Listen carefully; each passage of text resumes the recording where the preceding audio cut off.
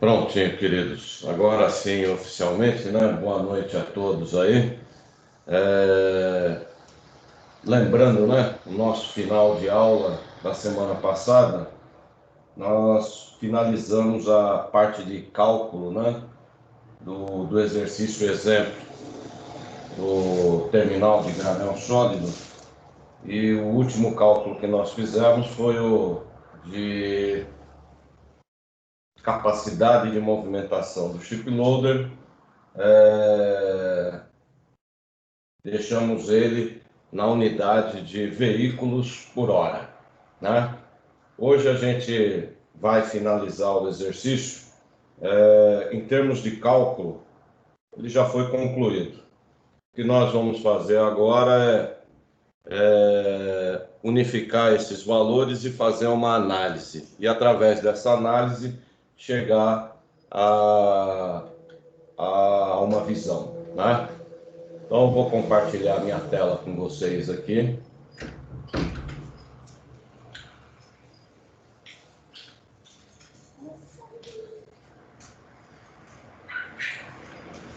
Então, no exercício exemplo, né, nós tínhamos terminado aqui na aula passada. Agora a gente só vai fazer os complementos, né, baseado no que a gente já tem como resultado em termos de cálculo. Esse item, balança de fluxo ou oscilo-pulmão, é aquele espaço que encontra-se entre a correia transportadora que alimenta o chip loader e o próprio chip loader, né? Então ele está ali no meio. Ele também tem por função servir para o embarque como um pulmão da área de abastecimento, né? Então, aí eu coloquei aqui, né? Assim como a moega é o pulmão para a recepção de carga, a balança de fluxo ou oscilo-pulmão apresenta o mesmo propósito, né? A moega para nós, lá atrás, era um espaço reserva que permitia, né? Em caso houvesse uma interrupção da retirada de material da moega para o armazém através da correia transportadora 01, a moega ela manteria a recepção de cargas por um determinado tempo, né? O espaço dela permitia um acúmulo de carga que nos permitiria, através de um tempo, tomar algumas decisões, principalmente aquelas relacionadas à interrupção ou não do processo de recepção de veículos. E o silo-pulmão, ele também vai ter a mesma característica, né? O objetivo é manter constante o processo de carregamento dos porões do navio. Caso haja uma interrupção da correia transportadora que alimenta o ship loader parar por algum problema de manutenção, por exemplo, esse espaço, né, essa balança de fluxo ou oscilo-pulmão, ela manteria o processo. Agora, eu tenho só que ter a visão do processo ao inverso.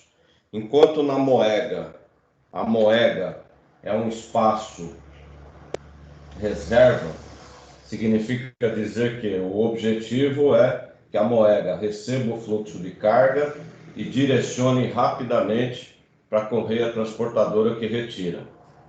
Então, o objetivo é manter ela sempre o máximo que possível vazia, para ter aquele espaço disponível em caso de necessidade. Agora, na balança de fluxo e no oscilo-pulmão, a visão ela é oposta. O que significa dizer o oposto? Significa que o oscilo-pulmão, para ele funcionar como pulmão para o embarque, para manter o ship loader carregando o porão do navio, significa que ele tem que ter carga. Então, no início do processo das operações para carregamento do navio, por um determinado tempo, aquele silo ele vai ser cheio, né? Então, ele vai ser cheio com uma antecedência para que, quando se inicia o processo de carregamento do navio, com ele cheio, o processo, o fluxo se dê constante. E se porventura a correia transportadora que retira o produto do armazém e direciona para o shiploader, ela vier parar, esse silo estando cheio, ele mantém o fluxo do shiploader, carregando o shiploader e este depositando o material no porão do navio. E a capacidade dele também sai em função de um tempo desejado. Então, quando a gente tratou lá da Moega, a gente fez uma discussão onde a gente viu que a retirada do produto pela correia transportadora, ela nos proporciona uma visão de tempo. E a mesma coisa ocorre no silo pulmão. Aquela correia que abastece ele, ela vai determinar o tempo que a gente teria para manter o processo de carregamento sem interrupção. E aí a visão aqui, no próximo slide, né, a gente pegando o exemplo lá do resultado que a gente obteve no cálculo para capacidade da correia transportadora 02, de 1.642,56 metros cúbicos por hora. Então, aqui eu dei a ideia partindo do princípio de 2 tempos. Se desejarmos um tempo de 15 minutos, então significa que é 1/4 de hora, né? Então, aquele volume de 1.642,56 dividido por 4. E aí, o volume, a capacidade em volume do silo pulmão seria 410,64 metros cúbicos. E, se desejar ter um tempo a maior, o tempo aqui do segundo exemplo, tempo de 60 minutos. Então, é o tempo da hora cheia.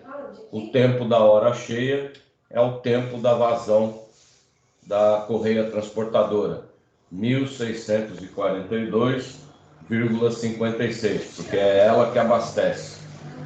E aí o volume, para dar esse tempo de 60 minutos, o volume do espaço do silo pulmão teria que ser 1.642,56 metros cúbicos.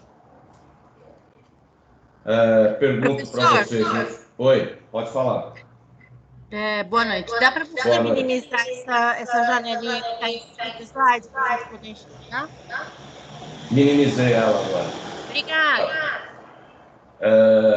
Pergunto eu para vocês. Deu para traçar o paralelo de como funciona o silo pulmão, que é semelhante à Moega, a função dele? Deu para observar e ter a visão? Sim, tranquilo. Tranquilo? Sim, professor. Maravilha. E aí, depois, para finalizar o exercício, né, a gente faz a junção de todos os resultados. Então, aqui nesse slide, a gente tem a visão de todo o processo. Deixa eu tirar aqui essa barra aqui. Espera aí.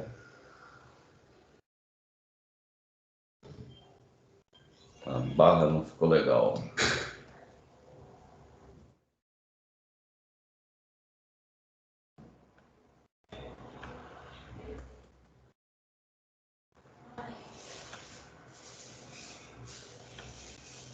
Então, aqui a gente tem a visão dos resultados intermediários, né? Então a gente começou a recepção de cargas, aí nós obtivemos lá para a portaria, 2 portarias para cada fluxo, e em cada fluxo uma capacidade total de 576 veículos por dia. Os tombadores rodoviários, a quantidade de 3 tombadores, dando um total de capacidade para 536,64 veículos por dia. Correia transportadora, a capacidade dela em volume, 1.685,335 metros cúbicos por hora. A capacidade em massa, 1.348,268 toneladas por hora. E a capacidade em veículos, 22,47 veículos por hora. E, ao mesmo tempo, o comprimento ou o tamanho da correia transportadora, né? 156,39. E a moega, partindo aqui para o exemplo, ter a moega tendo um espaço para absorver um problema de 1 hora, a moega ela teria que ter uma capacidade em volume para 1.685,335 metros cúbicos. Aí na formação do lote, é o armazém que faz essa formação. Nós fizemos o cálculo lá para determinar a capacidade volumétrica de cada armazém. E aí cada armazém tem uma capacidade em volume de 36.680 metros cúbicos. Os 2 armazéns, 73.360 metros cúbicos. Depois nós fizemos a conversão para capacidade em massa, 58.688 toneladas, e a visão desse espaço em veículos. Como a formação do lote ela é por dia, então em veículos a capacidade seria para 978,14 veículos por dia. E por fim, o embarque. Nós calculamos a capacidade de movimentação da correia transportadora, determinamos a capacidade em volume, 1.642,56, fizemos a conversão para a capacidade em massa, 1.314,048 toneladas por hora, e aí passamos também, fizemos uma conversão para enxergar em veículos, 21,9 veículos por hora. E o tamanho dessa correia, 152,75 metros. Depois foi o ship loader, e nós já tínhamos a informação de capacidade de movimentação do ship loader para 2.300 toneladas por hora. E apenas fizemos a conversão para enxergar em veículos, 38,33 veículos por hora. E por fim, fizemos hoje, né?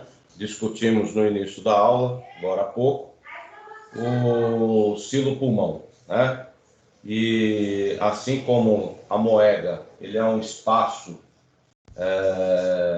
para absorver um problema, aqui a gente enxerga esse mesmo espaço para o abastecimento, se ocorrer algum problema com a correia de abastecimento. E no exemplo, adotando lá um tempo de 60 minutos de capacidade para esse pulmão, aí a capacidade em volume seria dada pelo volume da correia transportadora que o alimenta, 1.642,56 metros cúbicos. Com essas informações, a gente agora vai consolidar elas num quadrinho, né? Então aqui está o quadrinho, tá? Dentro desse quadrinho, pegamos lá as capacidades em veículo, da portaria de entrada, da portaria de saída, do tombador, da moega da correia transportadora 01, do armazém, da correia transportadora 02, do silo pulmão e do chip loader. Tá? Essas informações vieram daqui, dos resultados obtidos. O quadro, a gente vai montar ele enxergando capacidade por hora para ter uma visão para um tipo de decisão e capacidade por dia para ter outra informação. Então, aqueles espaços que estão em branco, quando for para determinar a capacidade por hora, basta pegar o valor do dia e dividir por 24. E quando for para determinar a capacidade diária, a partir de um dado por hora, basta multiplicar o dado por 24 horas. E aí, a gente tem esses resultados. Tranquilo até aqui, queridos?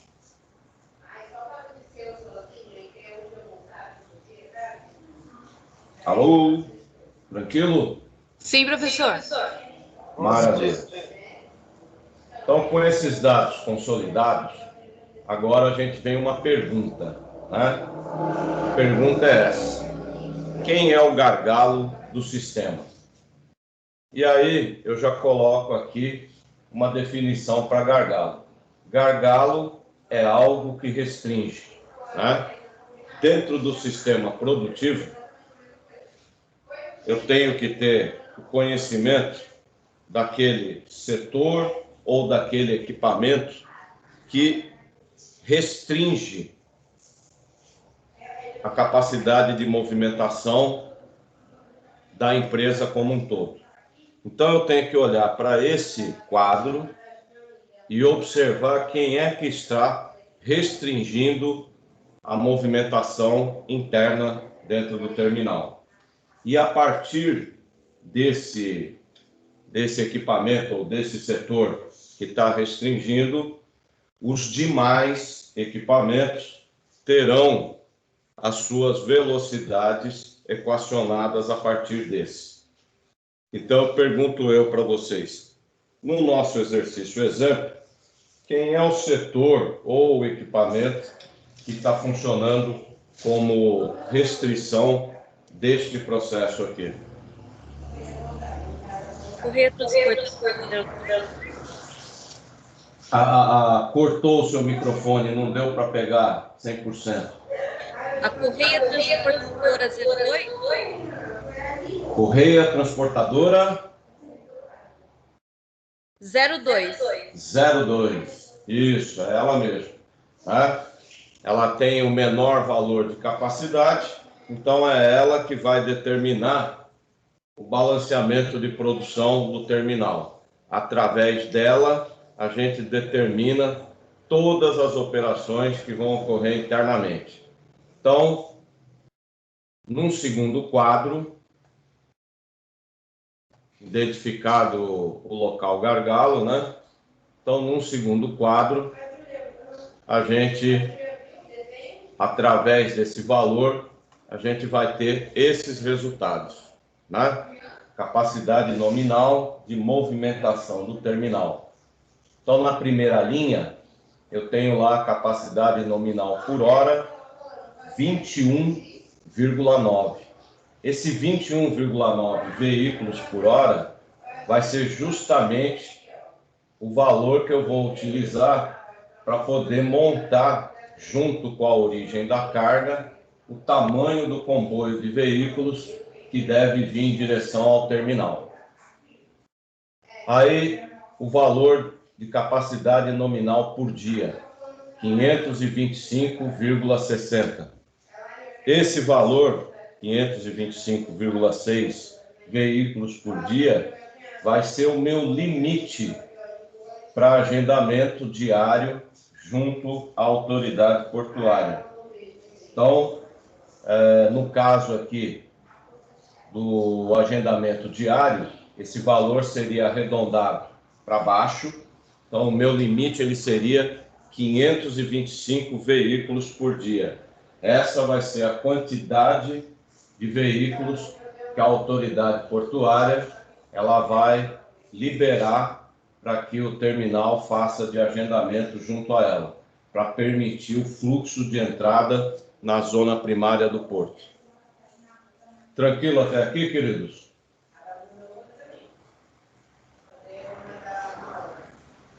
Tranquilo? Sim. Maravilha. Tranquilo.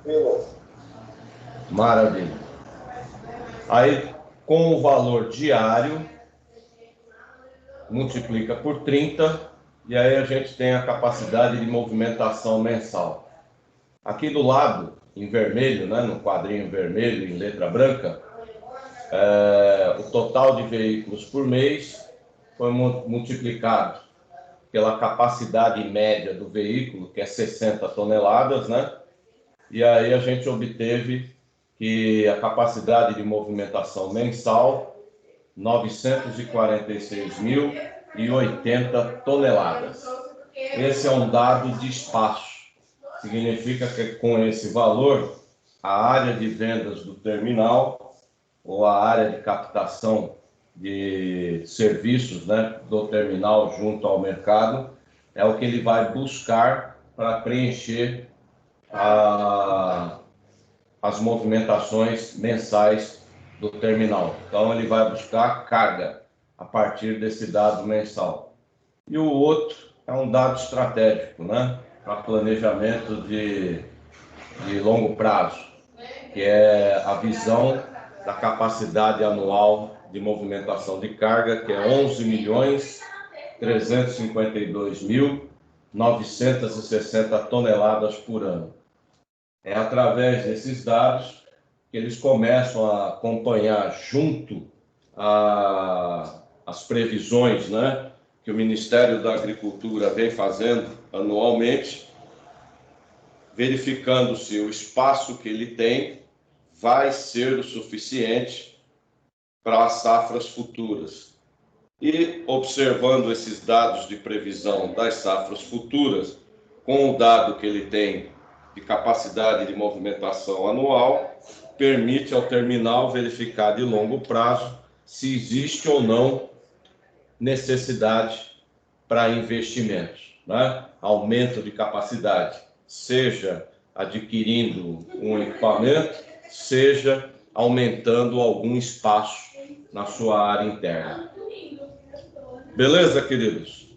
Tranquilo? Tranquilo? Não entendi. Certo. Beleza. Maravilha. Então eu vou colocar aqui no... Não entendi. Tá dando um eco. Oi? Tá dando um eco quando a gente fala com você. Às vezes ocorre, é verdade. Às vezes ocorre. Eu vou compartilhar aqui com vocês agora o exercício completo.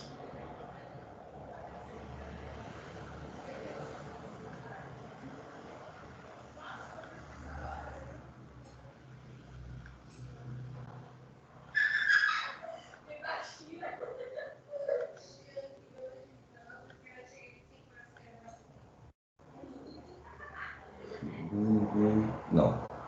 Beleza. Granel sólido.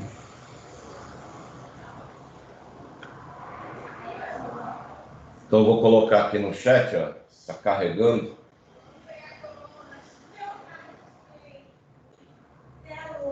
Agora ele completo, né? Na semana passada tinha só um pedacinho. Agora tá ele completo aqui. Espera aí que acho que ainda está carregando. Espera aí. Agora carregou. Então ele está aqui, olha. Deixa eu mostrar aqui.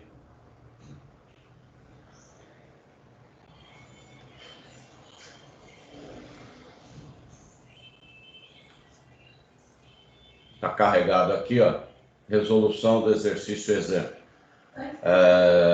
Com o ingresso dos últimos slides que a gente viu na aula de hoje. E vou compartilhar também agora. Então vou colocar aqui o primeiro exercício exemplo. Primeiro exercício de fixação, né?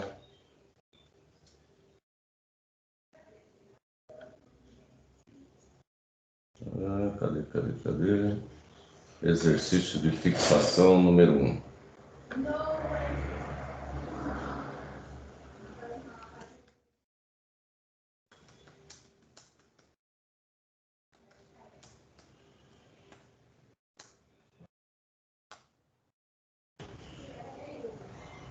Então, aqui, ó, para vocês... Ih, falhou. Era só um pouquinho. Deu falha aqui, então... Vamos excluir.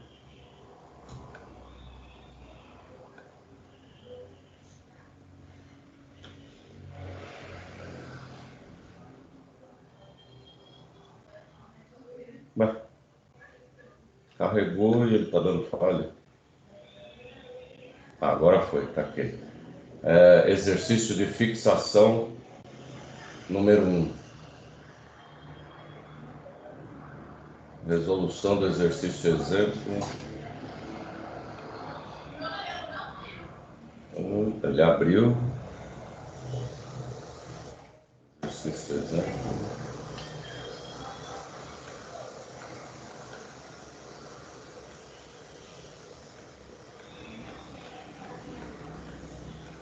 É aqueles mesmos slides da aula passada, acrescido com os slides. Acho que não carregou não, professor.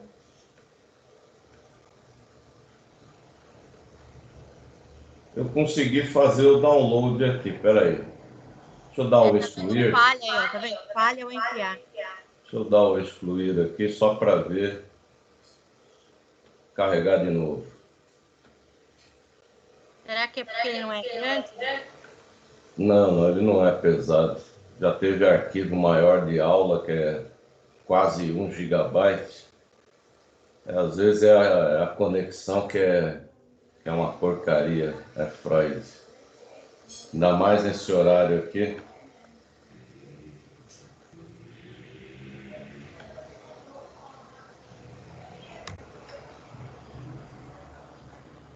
Vamos ver se agora vai. Parece que foi. O primeiro, resolução do exercício exemplo. E agora o exercício de fixação.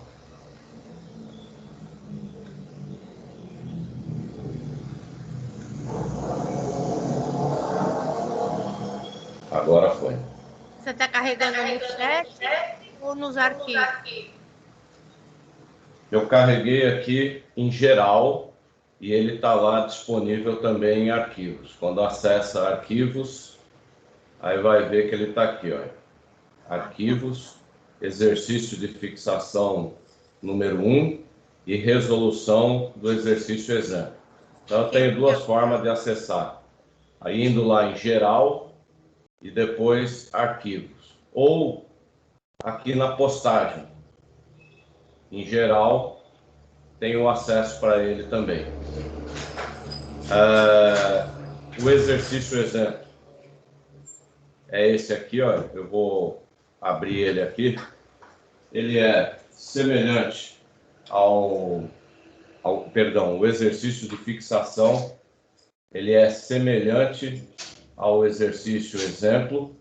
Então, eu tenho aqui o enunciado, com todas as informações dele, e as tabelas, né? Tabela do fator de correção da capacidade, o K, um desenho que precisa ser preenchido com as informações que estão no enunciado,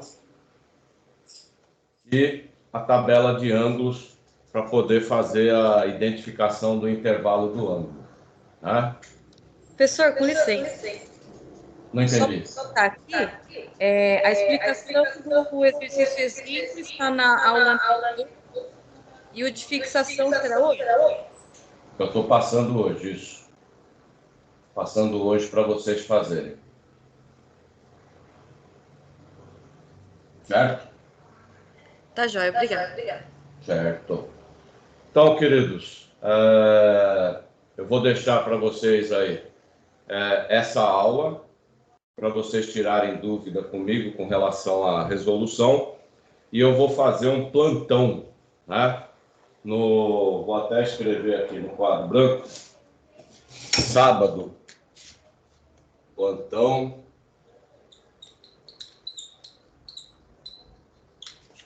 Dúvidas?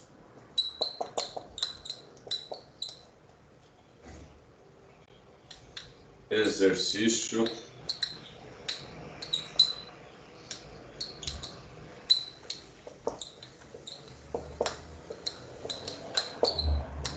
De fixação 1.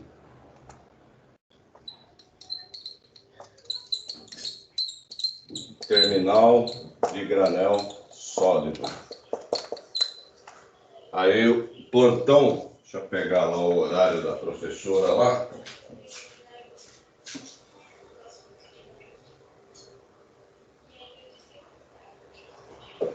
Das 8 às 9h40. Então é sábado.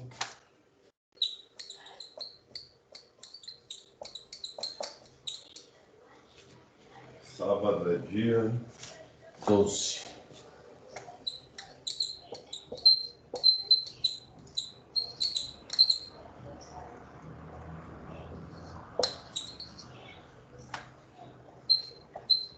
Das 8 às 9h40. E depois eu vou deixar a resolução comentada, como a gente tinha combinado com relação às reposições, a resolução comentada do exercício de fixação. Tranquilo, queridos? Beleza. Maravilha.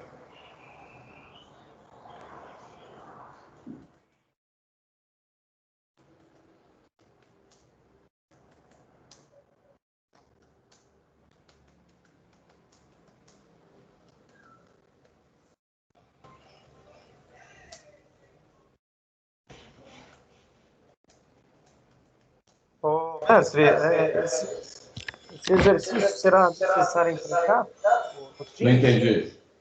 Não O entendi. exercício será necessário empregar no Teams? Não, não. Esse é um exercício de fixação daquilo que a gente discutiu nessa primeira etapa. Beleza, então. Fechou. Certo.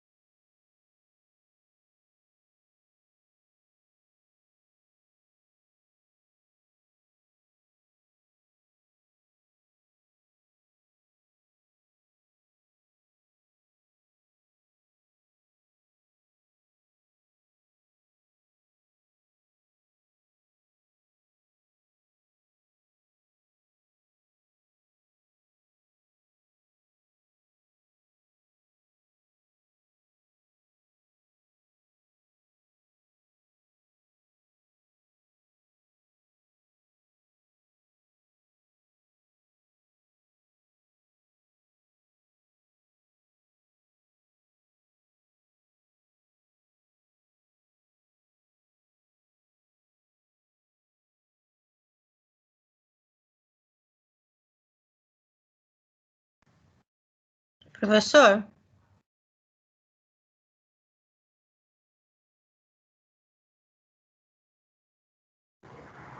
Pode falar, minha querida. Acho que é melhor você parar a gravação, né? Não, deixa rolando aí até o final, você sem vai problema. deixar? Então tá bem.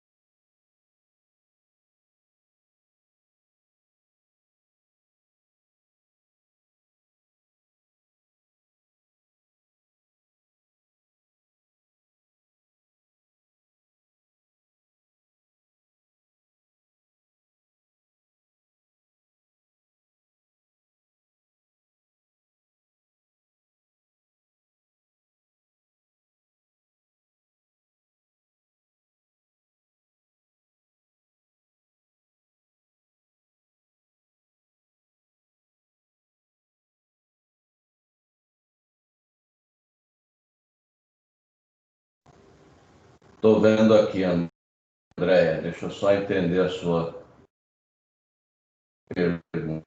Espera aí.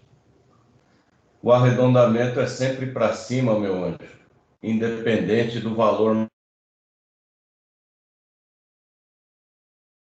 matemático.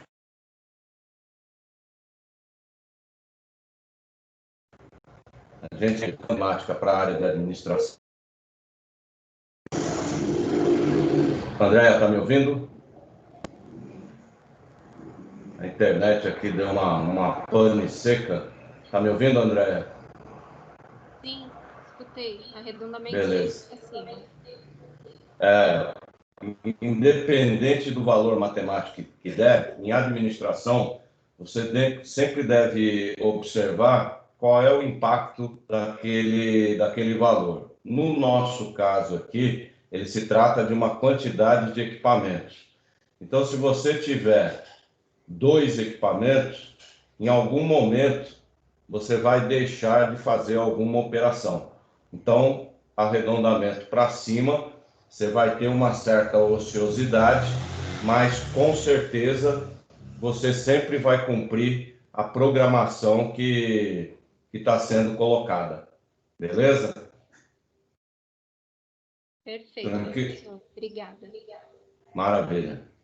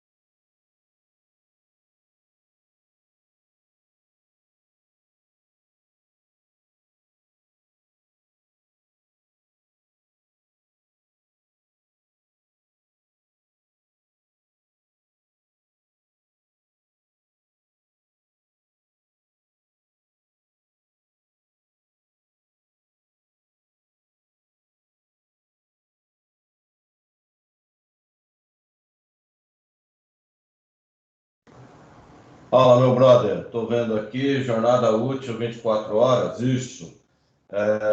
Dentro de sala de aula, né? A gente vai trabalhar com esse valor de 24 horas e passando para minutos, 1.440 minutos. Beleza? Tranquilo? Show de bola, professor. Obrigado, hein? Oh, deixa eu te perguntar uma coisa, bro. Tem nada a ver com a aula. Você ainda está na COSIPA, ou não? Não, cara. Eu tô na Citrosul. Ah, então esquece. Esse final de semana eu recebi umas fotos, né? Uma meia dúzia de fotos mostrando lá a área do Alto Forno 1 e a área do Alto Forno 2, né? Aí quando eu vi as fotos, né, que me enviaram, eu falei, não é possível. Estava tudo em estado de abandono, assim, corroendo e caindo aos pedaços. Tá daquele jeito mesmo ou aquelas fotos lá enganosas? Tá pior do que nas fotos. É mesmo? Tá pior, professor. Que tristeza, viu? A área primária acabou, né? Então lá só manteve o quê? Laminação? Só o o LTQ2, né? A Ah, laminação a fio. Só lamina. caramba, que tristeza, cara. Eu vou te ser, Nem chapas grossas, não tem nada. Tá laminando. eu vou te ser sincero. Quente, Freud. Não entendi, Rafael. LA. é o LA novo. Tem um LA novo também lá. O LA seria o quê? Me tira a dúvida porque eu não associo. É laminação também. Mas a frio ou a quente? A frio. A frio. É. Caramba, que tristeza, cara. Trabalhei ali quase 10 anos da minha vida, né? Vivi bastante tempo ali dentro. Trabalhei na área do alto forno, 5 anos praticamente. E ver ela daquele jeito lá dá uma dor no coração, porque ali tem milhões de dólares em equipamentos literalmente apodrecendo. Muito triste. Muito triste. Professor, você trabalhou em que período? Eu trabalhei lá de 86 a 96. Eu trabalhei lá de 84 a 93. Ah, então a gente teve um período. Você era de qual setor lá, André? Eu era da máquinas pesadas. Ah, máquinas pesadas. De vez em quando eu ia lá, cara. Você era de turno? Não, eu só trabalhava no ADM. Ah, entendi. Eu trabalhava no setor de usinagem. Entendi. Eu, durante meu período lá, eu trabalhei no turno C e depois eu fui para o turno E. A gente tinha um contato com o pessoal da máquinas pesadas, né? Porque a gente utilizava bastante veículo, né? Pegava veículo lá, às vezes caminhão e frequentemente máquinas para poder fazer manutenção, né? Retirada de bomba e motores, né? Mas eu tratava mais com o pessoal do turno, né? Certo.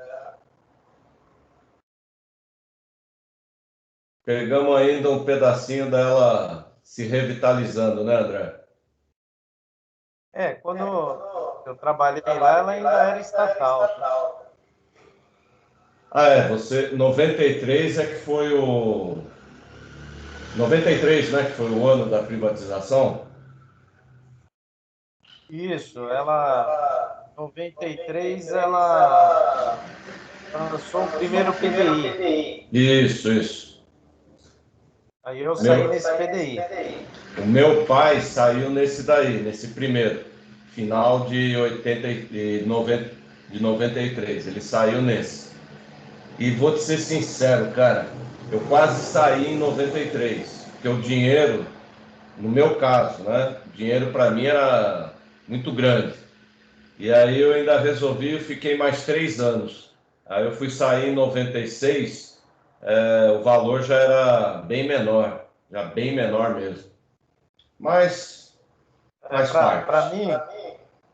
Para mim compensou sair, porque eu já estava dando aula no Senai já. Uhum, Aí eles me convidaram para passar para o período integral. Então valeu a pena. entendi. Você continuou com uma atividade, saiu com uma grana e deu para dar uma estabilizada, né, Bruno? E na época eu fui ganhar quase 4 vezes mais que eu ganhava lá, né? E ainda com essa vantagem, André, meu Deus, aí é melhor ainda, hein, cara? Melhor Muito ainda, bom. melhor ainda. Você ainda está no Senai? Ainda tô. Maravilha. Já Quando... aposentei, mas ainda continuo lá. Não me Maravilha. desliguei. Quando eu entrei na Cosipa em 86, vamos colocar assim, era entre aspas, né? Entre aspas. Não era obrigatório, mas era, como é que a gente pode dizer? Participe, né? O meu chefe direto, ele falava: Luiz, não perca a oportunidade, participe, senão depois você pode dar um azar. Teve vários cursos do Senai que foram feitos em company, né? E eu fiz o curso em company de hidráulica, elétrica e instrumentação. Eu não lembro o nome dos instrutores, mas eram já antigos do Senai.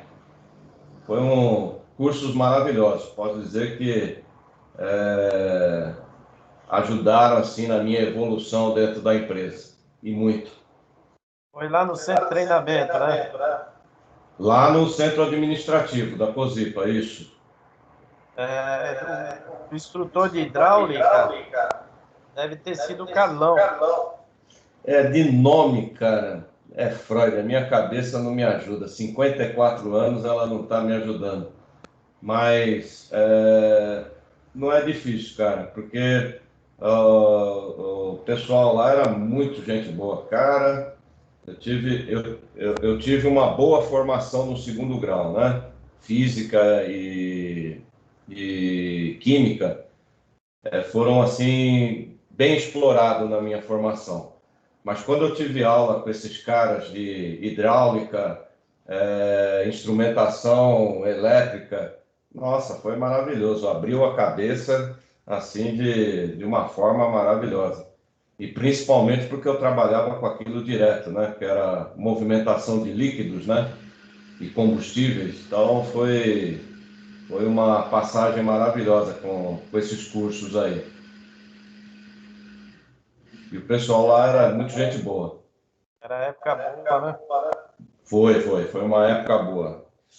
Logo depois, deve ter sido, você vê, o que eu fiz esses cursos entre 86 e 88, deve ter sido, 89, não me recordo agora, mas foi o período assim inicial meu, né? E logo depois a empresa parou. Logo depois veio aquele período meio de recessão, né? 90, início da década de 90. Aí ela começou a dar aquela declinada, né? Sem investir em nada. E aí parou toda a formação interna. Um período meio negro. Quando o Collor assumiu, né? Não entendi. Foi quando o Collor assumiu.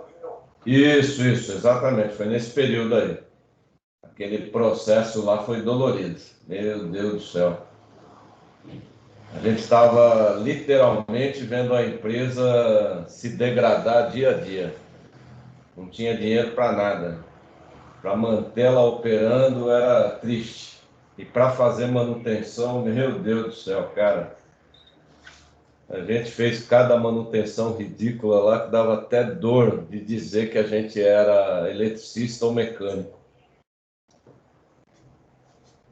Eu tive lá esse ano. Na Cosipa? No início do ano. No início do ano. A coisa chega a dar muita dó. Eu quando eu recebi as fotos, né, que eu vi as fotos ali da área do alto forno, né, A área do alto forno foi a área que eu fiquei mais tempo, né? Foi praticamente 5 anos, 4, 5 anos da minha vida lá dentro, né? Então, uma integração muito maior que eu tive, né? E ver o estado que está a área, meu Deus do céu, mato crescendo e tudo caindo aos pedaços ali. Ô, professor, Oi, o forno foi minha casa por 20 anos. 20 anos lá? 20 anos, no alto forno. Qual alto forno você ficou mais? O 1 ou o 2? Eu era manutenção, né? Os Então dois. você estava dos dois lados, né? Os dois fornos, as duas civilização, parte de minério. Foi a casa. Não, aquela área lá. Se você perguntar para mim, você sente saudade de trabalhar num local ali? Eu te diria assim, saudades da agressão do ambiente? Não sinto saudade. De vez em quando você tem que encarar aquelas temperaturas elevadas, o risco de estar transitando entre alguns equipamentos, disso eu não sinto saudade. Mas de toda aquela convivência e do próprio cotidiano do turno, né? Isso eu sinto saudade. Dessa parte da convivência e das relações de operações, isso eu sinto saudade. Mas é triste, viu? Muito triste. E o mais dolorido é você ver assim um país, né, que investiu uma fortuna, né, porque é para você construir uma usina integrada do tamanho que ela é, tendo a possibilidade de fabricar diversos tipos de materiais e subprodutos. E de repente você vê assim uma tomada de decisão aonde, olha, descarta isso tudo, esquece que nós não vamos mais fazer isso. É muito triste para o país, viu? Imagina quantas pessoas poderiam estar trabalhando ali e não estão. Então, o Paulo Scarpa, pessoal da Fiesp, né? Eles não falam usinas, eles se referem a Cosipa. Era a única siderúrgica que o estado de São Paulo tinha, né? Sim. Tem integrado, então, para eles, o estado de São Paulo foi uma derrota, né? Perder a única. Não tenha dúvida. Siderúrgica e ainda mais para Minas, né? Então, Minas é um conglomerado de siderúrgica. Não, é muito triste, cara. Muito triste. Você pega países, vamos colocar, por exemplo, a, a, a China, né?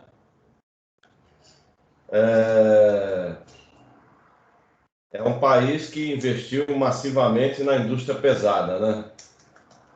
E não dá a impressão para nós que ele vai desistir dessa indústria pesada. Até porque eles estão investindo principalmente na indústria de base, né? Automóveis, eletrodomésticos e por aí vai, né? E aí você pega o exemplo do Brasil, que é um país em desenvolvimento. Assim como a China, até uns anos atrás, ainda estava em desenvolvimento. Agora não, agora a China é enorme, né? E às vezes eu fico chateado por essas decisões do setor econômico, né? Fechar determinados setores, parar de produzir, ao invés de buscar melhorar, né? Imaginar assim, tudo bem, eles devem ter tomado essa decisão porque o preço do aço não estava compensando. Tranquilo.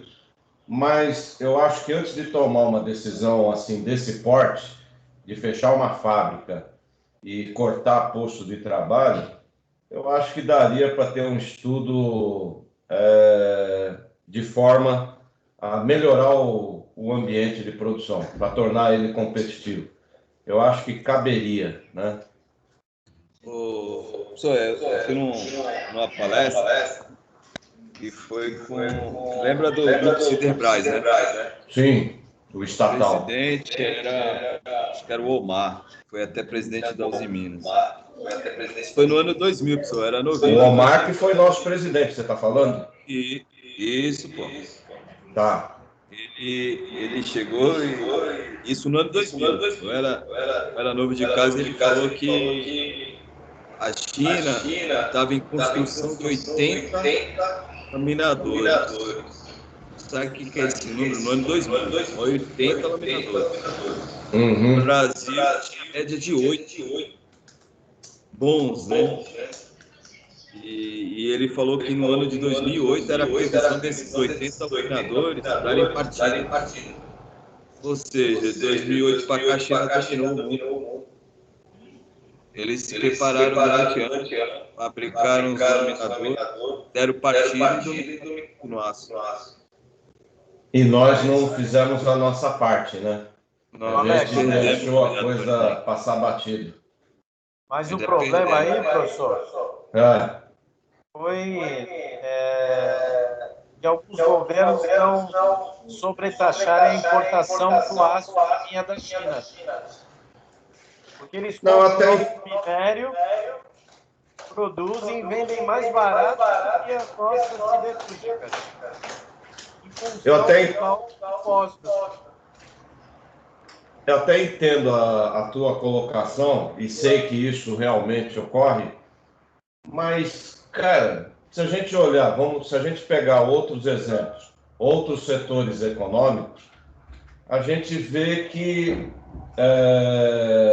em outros setores que ocorreram algo semelhante, talvez não na mesma proporção, mas semelhante, eles conseguiram contornar esse problema, conseguiram contornar essa sobretaxa. Então, ainda entendo que seria possível, de alguma forma, porque, pô, se a gente parar e olhar do ponto de vista estratégico, né, para o país, você ter uma indústria de base forte e competitiva, para que você possa impulsionar a indústria local e, ao mesmo tempo, gerar empregos. Vamos pensar assim agora, um pouquinho mais restrito, né? Pensar assim, Baixada Santista. Quando a gente olha lá o polo petroquímico de Cubatão, né? Aonde ela está inserida, cara, essas transformações assim na redução dos postos, ao invés de a gente ver uma economia da região crescente, a gente viu ao contrário, né? Eles enxugaram, cortaram, tomaram um monte de decisões para enxugar os processos, mas isso não beneficiou a região. A gente continua como uma região carente de empregos e novos postos de trabalho, e o meu entender ainda batendo na mesma tecla, decisões tomadas erradas.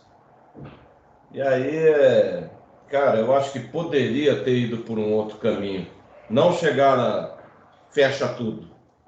É muito triste ver aquilo. Sem dúvida, não é? Mas os mineiros lá, eles são muito... fala, né? Eles atendem só a região deles, né?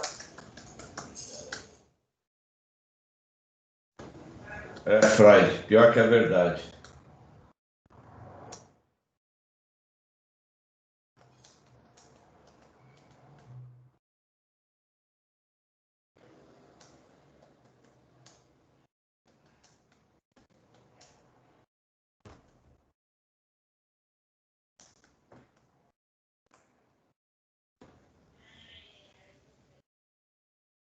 Freud. Meu pai, né? O meu pai, ele praticamente viveu uma boa parte da vida dele na Cosipa, né? Praticamente foi uns 30 anos. 30 anos da vida dele. Eu acho que ele tá revirando lá no caixão dele lá, de saber em que ponto chegou a Alzina. Se era cosipano mesmo, deve ser. Ah, ele tá revirando lá no caixão, cara. Deve estar muito triste, né, cara? Ele viu aquela empresa lá evoluindo, ele também evoluiu em função disso, né? Então, E eu mesmo, apesar de ter vivido assim, comparando o tempo que você viveu lá e o tempo que meu pai viveu, 10 anos é pouco. Mas esses 10 anos, ter vivido algumas fases dela, né? O final da fase áurea e o início da era privatizada dela, né? Então, eu tinha naquele período o entendimento, isso lá em 94, 95, um pouco antes de eu sair, de que a Cosipa ela estava caminhando, olha só a minha ideia, por tudo que estava sendo feito, né? Tudo que estava sendo feito em termos de cortes e investimentos na recuperação do Parque Fabril. Eu tinha na minha ideia que a Cosipa ela ia se tornar, se não se tornasse a maior laminadora do Brasil, iria ser uma das. E ainda tinha um ponto a favor, né? O ponto a favor era justamente o terminal privativo, né? Para manter os custos de movimentação, tanto de matéria-prima como do produto final, mais baratos e controlados por ela, né? Então, eu imaginava que ela só ia crescer. E aí, hoje, a gente pega aí quase 30 anos depois e vê ela no estado totalmente oposto do que eu imaginei naquela época. É triste, muito triste. Triste pessoal, chegar no dia 22 de dezembro e acompanhar o desligamento das unidades, assim. Nossa, eu imagino. Eu vi, Você estava lá? Tava. Eu saí até às 23 no dia. A gente começou a desligar a sinalização número 2 às 19 horas. Esperou passar vazio a máquina de sim. Aí fomos desligando tudo, aí às 20h30 silenciamos o exaustor, o S15 do último. Aí ficou aquele silêncio. É triste. Caraca, com 30 anos de empresa, sem sabe chão está. Eu imagino. Jogo. Meu pai, ele é de 62. Ele entrou na Cosipa em 62, na expansão. Eu tenho até umas fotos que ele tirou daquela época. Ele pegou batendo estaca lá, né? Nascendo a Ilha dos Amores. Posso compartilhar uma foto aqui? Pode, lógico, pode pôr aí, não tem problema nenhum. Peraí que tá abrindo aqui. É a foto da Ilha dos Amores? Não, é da avenida lá. Da Avenida Central? Isso. Ah, a visão do terminal lá. Esse aí era o terminal novo, né? Apareceu aí? Não, apareceu a imagem do terminal. Aquele é um terminal novo, aqui do TES. Eles pegaram aquele berço, né? Pegou, agora não vai ser mais compartilhado, não. Entendi. Mas continua privativo deles agora? Tudo grão ali? Tudo. Agora, o corredor de exportação, o 39 ali, tá com aquele berço que era da Libra, o 10 dele e o ADM sozinho. Então, tá o corredor de exportação, cada um tá no postado. Graças a Deus, Alex. Graças a Deus. Isso aí é da logística. Cada briga sem noção. Né?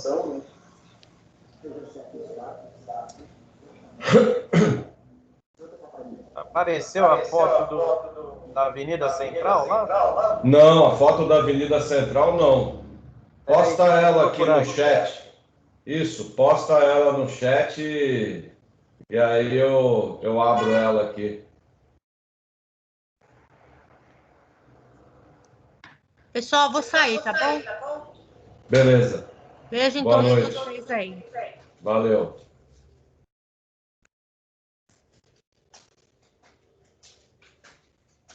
Você está fazendo o download, André? Vou colocar no chat aqui. Ah, tá. Beleza. Então eu vou dar uma guardada aqui.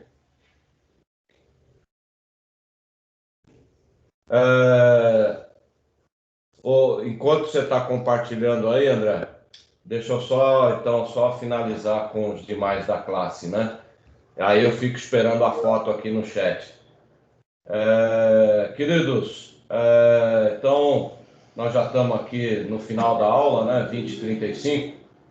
Eu acredito que vocês tenham aula aí depois do intervalo, né? Então vou liberar vocês aí. Agora eu baixei a listagem lá. Então, para aqueles que estão saindo já para poder ingressar na outra aula, beijos e abraços a todos aí. E até na segunda-feira, né? A próxima aula nossa, segunda-feira. E para aqueles que quiserem tirar dúvida, sábado de manhã, das 8 às 9h40, se eu não me engano, né? Das 8 às 9h40, eu vou estar online e aí eu tiro dúvidas de quem quiser. Valeu, queridos. Fiquem com Deus. Valeu, professor. Estou esperando, André, a foto. Eu ainda estou esperando. Não vou sair, não. Ah, legal. Eu tentei mandar, mas eu acho que não carregou. Peraí. Não, tranquilo. Se tiver difícil de carregar no chat do grupo, pode tentar no meu privado, no chat privado lá. Às vezes é mais fácil. Aí você que sabe. Ok, professor. Professor, posso tirar uma última dúvida? Claro.